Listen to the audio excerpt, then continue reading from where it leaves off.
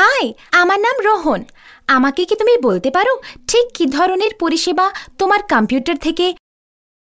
হ্যাঁ, নিশ্চয়ই। আমি গীতা।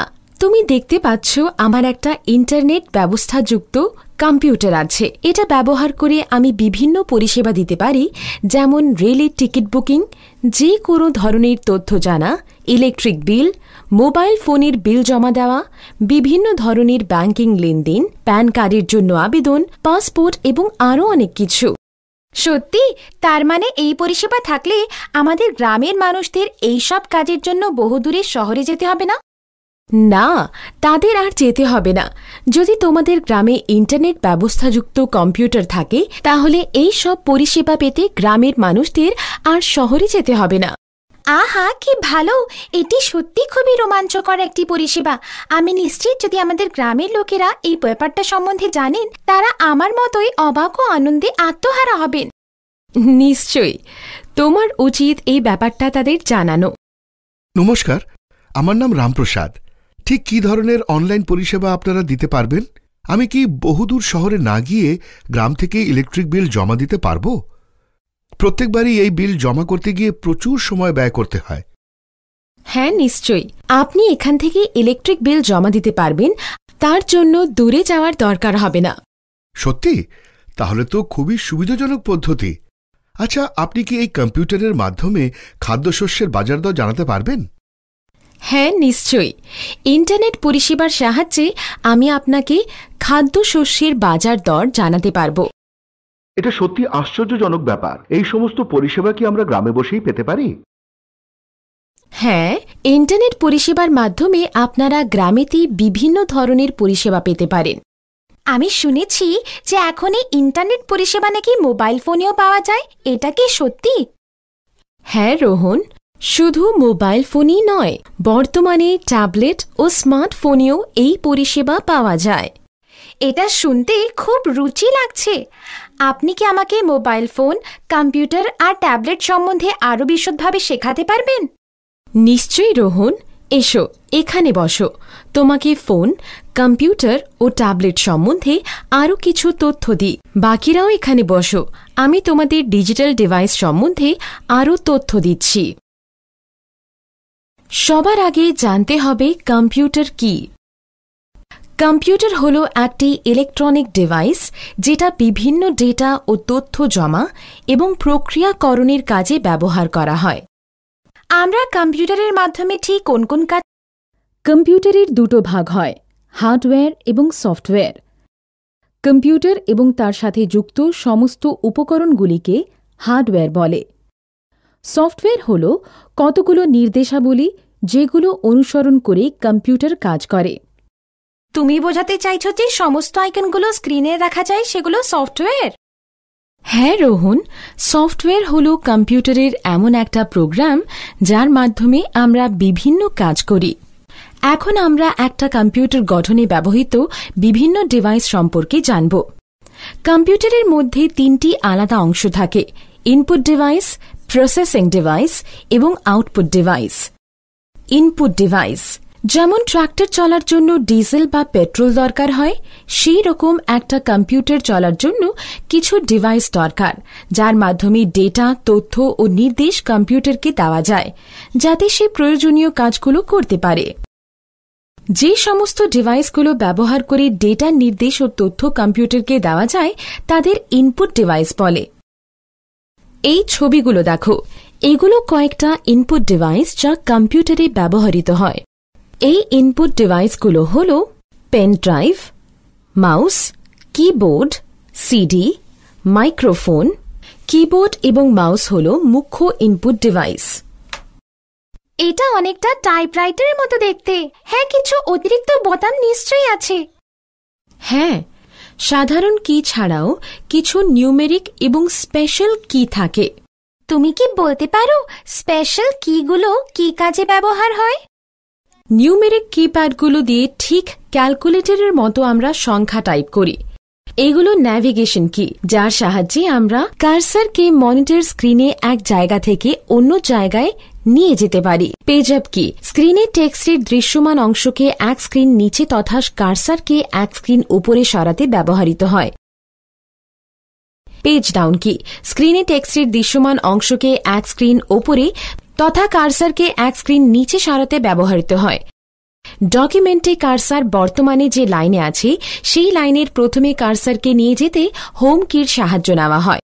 ডকুমেন্ট কার্সার বর্তমানে যে লাইনে আছে সেই লাইনের শেষ কার্সারকে নিয়ে যেতে এন্ড কির সাহায্য নেওয়া হয়। এই তিনটি কিকে এডিটিং কি বলে। এগুলোকে দিয়ে ডকুমেন্টের টেক্সটকে এডিট করা হয়। অধিকাংশ টেক্সট এডিটিং প্রোগ্রামে ইনসার্ট বোতাম ইনসার্ট মোড থেকে ওভাররাইট মোডে এবং ওভাররাইট মোড থেকে ইনসার্ট মোডে যেতে সাহায্য করে। কোন টেক্সটে এডিটিং প্রোগ্রামে ডিলিট বোতাম কার্সারের বর্তমান অবস্থানের ডান দিকে থাকা অক্ষর মুছে দেয়। ব্যাক স্পেস কার্সারের বর্তমান অবস্থানের বাম দিকে থাকা একটা অক্ষর।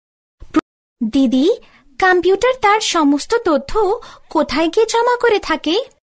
যেভাবে তোমার মাথা তোমার সব গুরুত্বপূর্ণ তথ্যকেই সংরক্ষিত করে রাখে, তেমনি কম্পিউটার তার সমস্ত তথ্য যাতে জমা রাখে তাকে কম্পিউটার মেমরি বলে। প্রত্যেকটি কম্পিউটারের দুটি করে মেমরি থাকে, যথা প্রাথমিক মেমরি এবং সেকেন্ডারি মেমরি।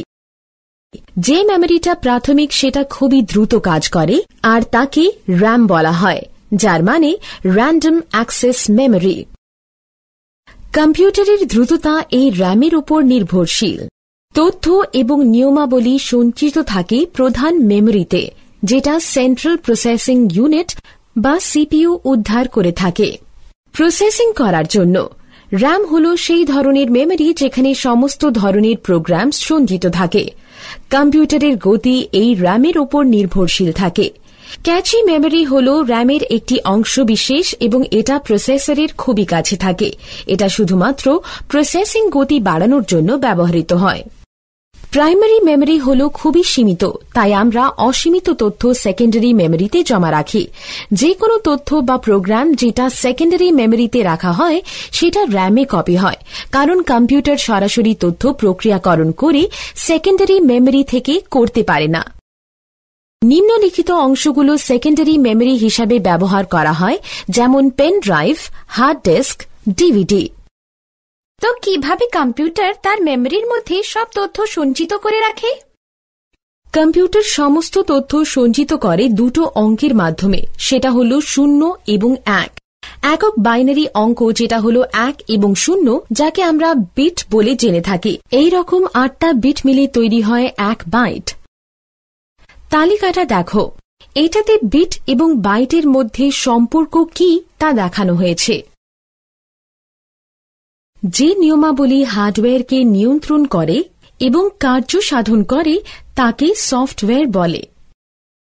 সফটওয়্যার প্রোগ্রামগুলো কম্পিউটারকে ঠিক কি করতে হবে এবং কিভাবে করতে হবে সেই পরিকল্পনাগুলোকে পদক্ষেপ অনুসার নির্দেশ করে। দু রকমের সফটওয়্যার আছে, যথা অ্যাপ্লিকেশন সফটওয়্যার এবং সিস্টেম সফটওয়্যার। অ্যাপ্লিকেশন সফটওয়্যার এমন এক ধরনের প্রোগ্রাম যা কম্পিউটারকে নির্দিষ্ট কাজ করতে সাহায্য করে। অ্যাপ্লিকেশন সফটওয়্যারের উদাহরণ হল মাইক্রোসফট অফিস এবং ওপেন অফিস ড্র। যে প্রোগ্রামটা সরাসরি কম্পিউটারকে হার্ডওয়্যারের সঙ্গে যুক্ত থাকে তাকে সিস্টেম সফটওয়্যার বলে। কম্পিউটারকে রান করতে হলে দরকার পড়বে একটা অপারেটিং সিস্টেমের, আর এটাই হল সিস্টেম সফটওয়্যার। আমরা আরও এগিয়ে যাওয়ার আগে গীতা, এই সমস্ত কিছুই খুবই আকর্ষণীয়। আমি এর আগে কম্পিউটার ব্যবহার করিনি। তুমি কি আমায় কিভাবে কম্পিউটার পরিচালনা করতে হয় শেখাবে? নিশ্চয়ই কাকু, আমি আপনাকে সমস্ত কিছু ব্যাখ্যা করে দেব। প্রথমে কম্পিউটারের বিভিন্ন অংশের সঙ্গে আপনার পরিচয় করাই। এটা হলো মনিটর, যেটা দেখতে অনেকটা টিভির মতো। এটাতে আউটপুটগুলো দেখা যায়। এটা হলো সিস্টেম ইউনিট বক্স। এটাতে সেন্ট্রাল প্রসেসিং ইউনিট বা সিপিইউ থাকে। এটি কম্পিউটারের মস্তিষ্ক। এইগুলো হলো কিবোর্ড এবং মাউস। এই দুটো হলো ইনপুট ডিভাইস, যার সাহায্যে কম্পিউটারের ডেটা ইনপুট করা হয়। কম্পিউটারের সংযোগ ব্যবহারের জন্য প্রথমে কম্পিউটারকে একটা ডেস্কের ওপর রাখতে হবে। এবার সিস্টেম ইউনিট, তারপর মনিটরকে সেট করতে হবে। সিস্টেম ইউনিটের পেছনের দিকে দেখো, এখানে বিভিন্ন ডিভাইস সংযোগের জায়গা থাকে। এখন তুমি সিস্টেম ইউনিটের সঙ্গে মনিটর এখান দিয়ে যুক্ত করতে পারবে। ভিডিও পোর্টকে সিস্টেম ইউনিট বলা হয় ভিজিএ। এই ভিজিএ তারের এক প্রান্ত সিস্টেম ইউনিটের ভিডিও পোর্টকে লাগাতে হবে এবং তারের অপর দিক মনিটরের সঙ্গে সংযুক্ত রাখতে হবে। সংযুক্তকারী অনুসারে একটা কিবোর্ড ইউএসবি অথবা PS2 ধরনের হয়। কিবোর্ডের সঙ্গে সিস্টেম ইউনিটের যোগ করতে হলে কিবোর্ডের তারকে পোর্ট সিস্টেম ইউনিটের সঙ্গে যুক্ত করতে হবে। সংযুক্তকারী অনুসারে কম্পিউটারের মাউস তিনটে আলাদা ধরনের হয়, যথা PS2 কানেক্টর, USB কানেক্টর অথবা সিরিয়াল কানেক্টর। মাউসের সংযোগ ঘটাতে হলে শুধুমাত্র মাউসের তারটা নির্দিষ্ট পোর্টে আটকাতে হবে। এইভাবে তুমি যদি চাও একটা প্রিন্টার কম্পিউটারের সঙ্গে সংযোগ করতে পারো, শুধুমাত্র তারটার মধ্যে যে কোনো একটি সঙ্গে যুক্ত করে নিন, যেমন প্যারালাল পোর্ট অথবা USB পোর্ট। ধন্যবাদ গীতা। এবার বলো কিভাবে কম্পিউটারকে বৈদ্যুতিক বোর্ডের সঙ্গে যুক্ত করব। খুবই সোজা। ডেস্কটপ কম্পিউটারের ক্ষেত্রে দুটো তার থাকে, একটা পাওয়ার সাপ্লাই যেটা সিস্টেম ইউনিটের পাওয়ার সাপ্লাই পোর্টের সঙ্গে যুক্ত হয় এবং দ্বিতীয়টা মনিটরের পাওয়ার সাপ্লাই পোর্টের সঙ্গে যুক্ত হয়। এগুলো হয়ে যাওয়ার পর বৈদ্যুতিক সুইচ বোর্ডে অথবা UPS এর প্লাগের সংযোগ করলে আপনি কম্পিউটার চালাতে পারবেন। আমাকে কি দেখাবে ঠিক কিভাবে কম্পিউটার সুইচ অন করা হয়? নিশ্চয়ই। শুধুমাত্র আমার বলা পদক্ষেপগুলো মেনে নিলেও কম্পিউটার সুইচ অন করা যাবে। আগে সিস্টেম ইউনিট এবং মনিটর উভয়ের বৈদ্যুতিক বোতামগুলো টিপতে হবে। তারপর সিস্টেম ইউনিটের পাওয়ার বোতামটা টিপতে হবে এবং ঠিক তারপর মনিটর পাওয়ার বোতামটা টিপতে হবে। কিছুক্ষণ অপেক্ষা করার পর দেখুন মনিটরের ডিসপ্লে আসছে। এটা হলো বুট পর্দা। ধীরে ধীরে আপনি এর লোড করা সফটওয়্যারগুলো দেখতে পাবেন। এরপর কম্পিউটারটা ব্যবহারের জন্য তৈরি। ধন্যবাদ গীতা। তুমি এটা নিশ্চয়ই জানো, সাধারণ মোবাইল ফোনে কিছু ডিভাইস থাকে যার সাহায্যে আমরা ফোন করতে ও ফোন ধরতে পারি, বার্তা প্রেরণ ও গ্রহণ করতে পারি ইত্যাদি। আধুনিক মোবাইল ফোনে আরও অতিরিক্ত কিছু বৈশিষ্ট্য থাকে, যেমন ওয়েব ব্রাউজার, খেলা, ক্যামেরা, ভিডিও এবং ন্যাভিগেশনাল সিস্টেম আছে। এই ফোনগুলোকে স্মার্টফোন বলে। কিছু মোবাইল ফোনে দুটি সিম লাগানো যায়, এদের ডুয়েল সিম ফোন বলে। দেখো মোবাইল ফোনের বিভিন্ন অংশগুলোকে।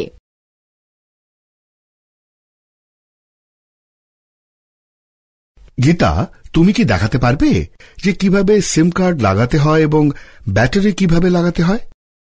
নিশ্চয়ই কাকু, কিছু পদক্ষেপের মাধ্যমে এটা হয়ে যাবে। প্রথমে ফোনের সুইচটা অফ করতে হবে এবং পিছনের দিকের ঢাকনাটা খুলতে হবে। তারপর যদি ফোন ব্যাটারিটা থাকে তাহলে সেটাকে বের করে নিতে হবে। তারপর সিমটাকে সিমের জায়গায় লাগাতে হবে। এবার ফোনের ব্যাটারিটাকে লাগিয়ে দিন আর ঢাকনা লাগিয়ে ফোনটাকে চালু করুন। ধন্যবাদ গীতা।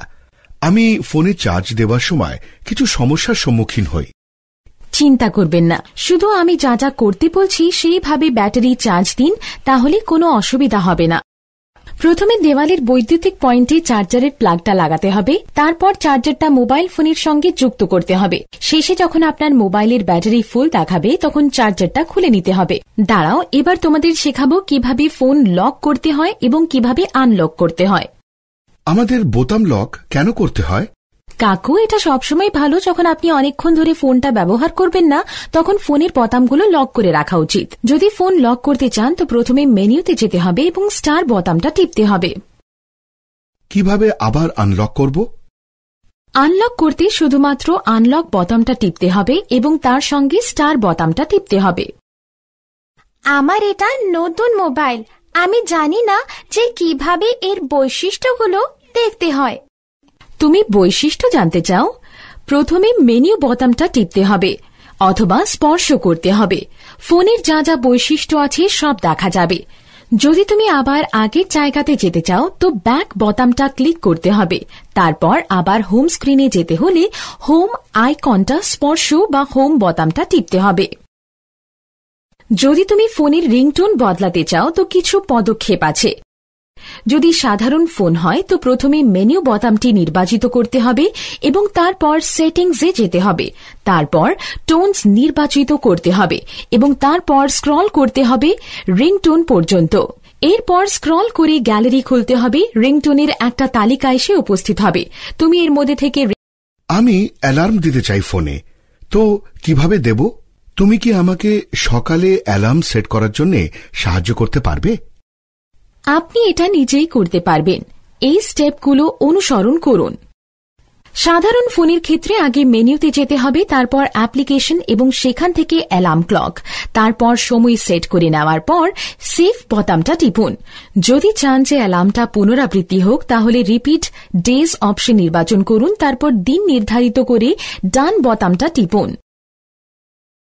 আর যদি টাচ ফোন হয় সেক্ষেত্রে প্রথমে মেনু স্পর্শ করুন, তারপর ক্লকে স্পর্শ করুন, অ্যালার্মে স্পর্শ করতে হবে, তারপর অ্যালার্ম স্পর্শ করুন, এরপর অ্যালার্ম টাইম দিন এবং সেভ করুন।